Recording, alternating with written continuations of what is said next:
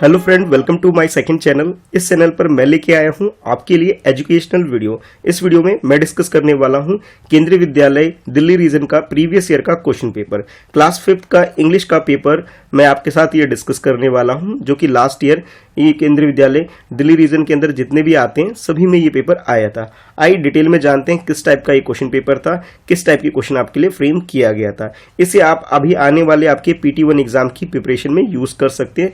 घर बैठ करके ही आप प्रिपरेशन कर सकते हैं।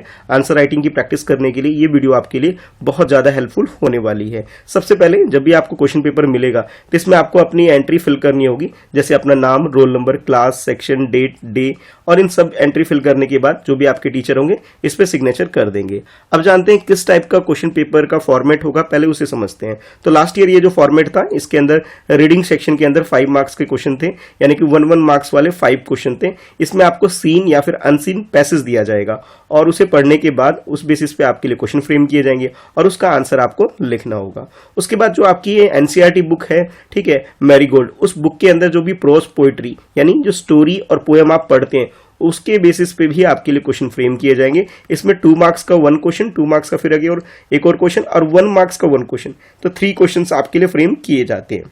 उसके बाद ग्रामर का पोर्शन आता है। ग्रामर के अंदर 10 क्वेश्चन होंगे, डिफरेंट सेक्शन से कवर होंगे। इसे डिटेल में हम लोग समझेंगे। उसके बाद कंपोजिशन में आपको एक क्रिएटिव राइटिंग का टॉपिक दिया जाएगा और उसके बारे में आपको लिखना होगा। कई बार ऐसा होता है कि आपको 2 टॉपिक दे दिए जाते हैं, 5 मार्क्स ईच होता है और ये 10 मार्क्स का क्वेश्चन पूरा कवर हो जाता है। और कई बार ऐसा भी होता है कि 1 टॉपिक दे दिया जाए और आपको 10 सेंटेंस लिखने के लिए बोला जाए। तो घर पे बैठ के जब आप प्रैक्टिस करेंगे तो 10 सेंटेंस की प्रैक्टिस करिए। एग्जाम में 5 सेंटेंस का आ जाए या 10 का आ जाए, इससे कोई मैटर नहीं है। आप दोनों तरीके से कैपेबल हो पाएंगे और अपने आंसर को लिख पाएंगे। उसके बाद आपकी स्पेलिंग चेक करने के लिए 5 क्वेश्चन होंगे, जिसमें स्पेलिंग बेस्ड क्वेश्चन आपके लिए फ्रेम किया जाएगा।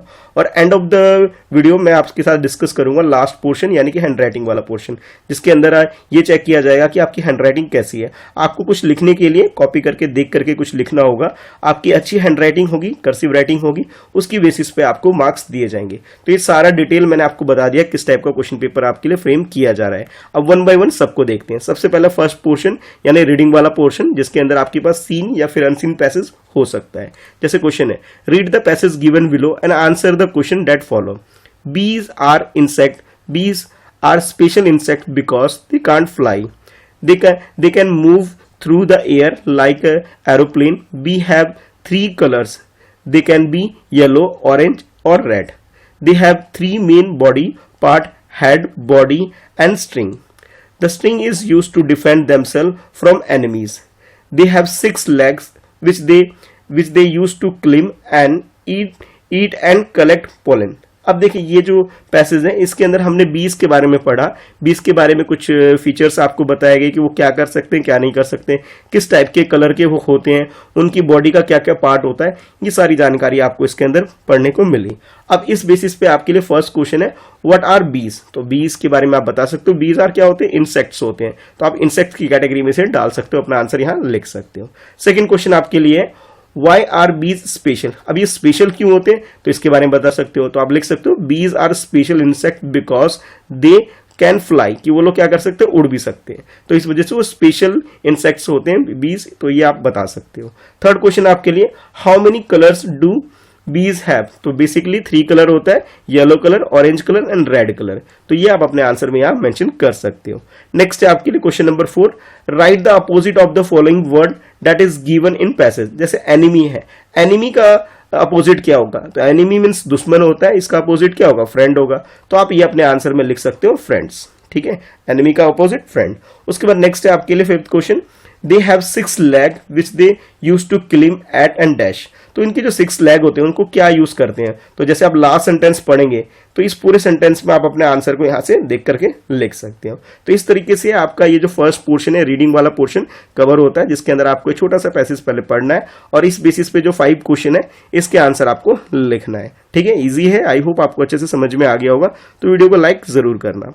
इसके बाद नेक्स्ट है आपके लिए राइटिंग पोर्शन। राइटिंग के अंदर आपकी जो टेक्स्ट बुक है मैरीगोल्ड, इस बेसिस पे आपके लिए क्वेश्चन पूछे जा रहे हैं। इसके अंदर जो भी स्टोरी या फिर पोएम आपने पढ़ा है वहां से उनके एंड में जो क्वेश्चंस होते हैं वो क्वेश्चन यहाँ पूछे जाएंगे। जैसे फर्स्ट क्वेश्चन है इस पार्ट के अंदर, why did the Greece pretend to be dead. जो ग्रीस था वो अपने आप को ऐसा क्यों शो कर रहा था कि वो डेड हो गया है, मरा हुआ है। तो इसके बारे में आपको अपना आंसर लिखना है।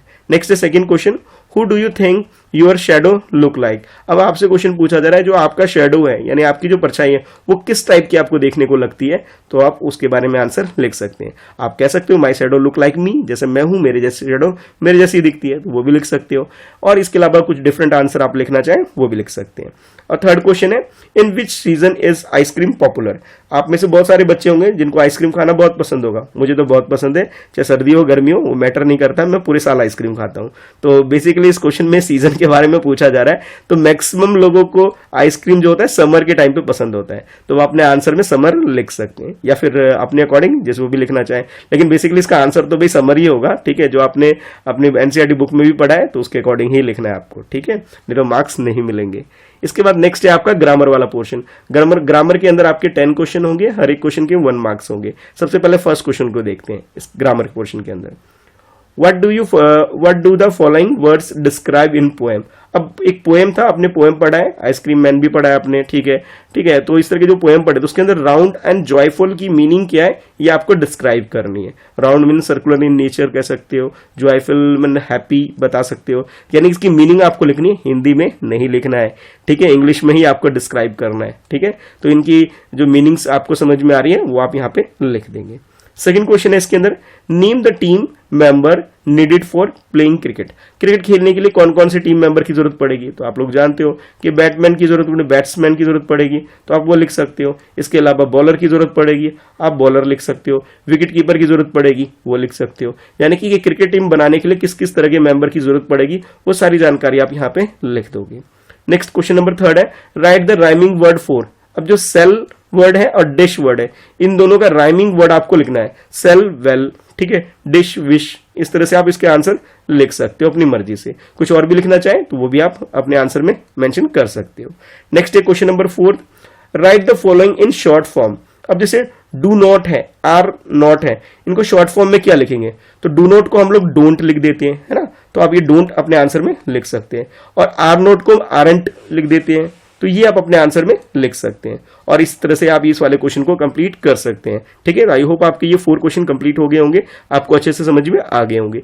इसके बाद नेक्स्ट है 5th question, frame a question for the following answer. अब एक क्वेश्चन है, उसका आंसर आपको गिवन है, द आंट ईट शुगर, ठीक है। तो क्वेश्चन आप ये फ्रेम कर सकते हो, व्हाट डिड आंट ईट, ये वो जो what is the material ant eat, जो आंट है चींटियां क्या खाती है, ये आप इस तरह के क्वेश्चन फ्रेम कर सकते हैं। आंसर आपको गिवन है, आपको क्वेश्चन फ्रेम करना है इस क्वेश्चन के अंदर, ठीक है, तो आप कर पाएंगे, ज्यादा मुश्किल नहीं है।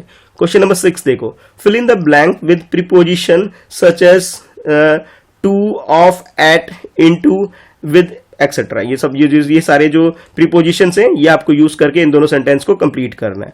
फर्स्ट सेंटेंस यानी ए पार्ट में आपको बोला जा रहा है, the girl was thrilled dash she her new bicycle, ठीक है। अब यहाँ पे जो सी से पहले है टू सी, ठीक है, उसने जब अपने इसको देखा अपने बाइसाइकिल को तो वो एक तरह से थ्रिल हो गई, तो टू यूज करेंगे तो बेटर मुझे लगता है ये बन जाएगा। नेक्स्ट बी पार्ट में बोला जा रहा है, the boy ran dash the dog, तो जो बॉय है वो जो दौड़ रहा है उसके बारे में बताया जा रहा है, लेकिन यहाँ पे प्रीपोजिशन क्या यूज करोगे, ठीक है। तो इनमें से कई सारे और प्रीपोजिशन हैं, आप कोई भी यूज करके सेंटेंस को कंप्लीट कर सकते हैं।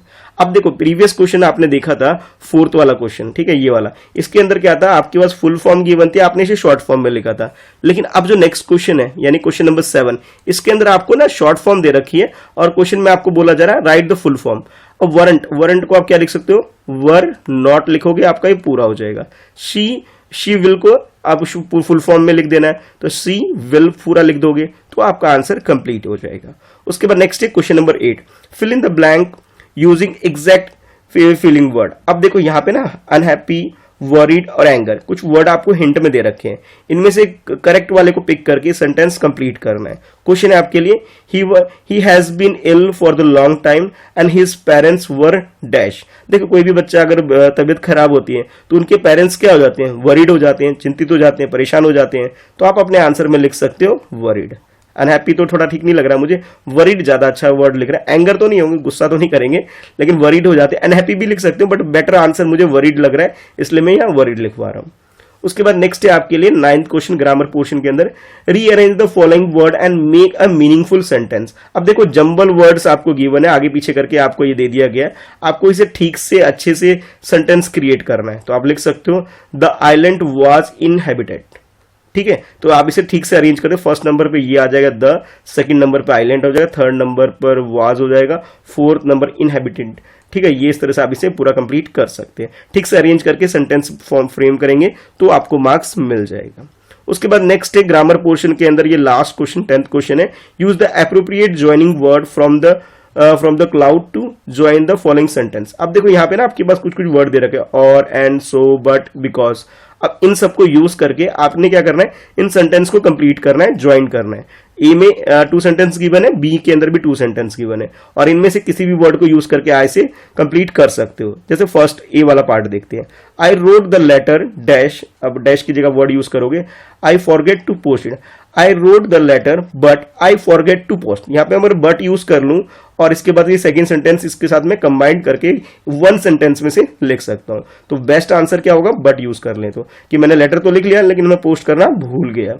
She wore a raincoat, it was raining, ठीक है। अब देखो किसी लड़की के बारे में बताया कि उसने रेन कोट पहना और बारिश स्टार्ट हो गई, तो आप यहां पे एंड यूज करके सेंटेंस को कंप्लीट कर सकते हैं। She wore a raincoat and it was raining, और उसके बाद बारिश भी स्टार्ट हो गई।